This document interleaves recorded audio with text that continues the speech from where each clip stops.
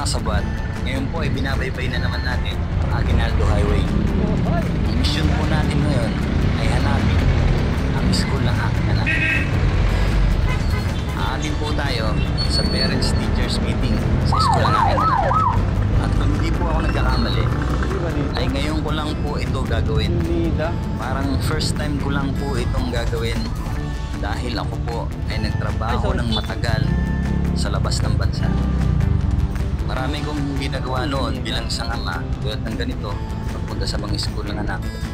Kaya ngayon ay masaya akong ginagawa ito dahil para rin naman sa kanila to at matagal ko itong hindi nagawa.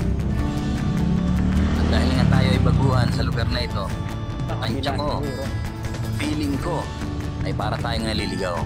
Kaya pumelta akong muli at bumalik para makapaghanap ng matatanungan. Hindi naman siguro masamang tanong.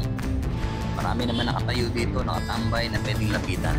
Boss, saan ang Unida College? Sa dulo pa?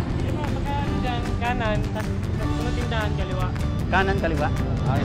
Salamat. Okay, thank you.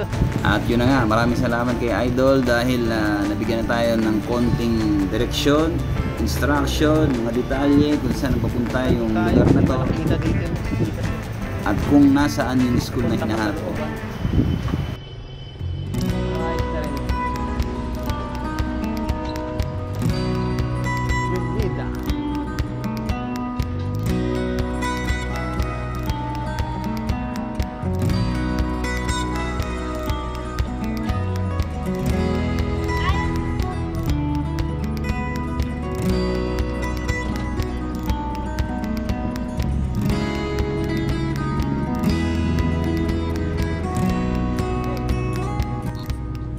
Dahil nga bago sa aking paningin ang aking mga dinadaanan, ay sadya naman talagang nakakalibang.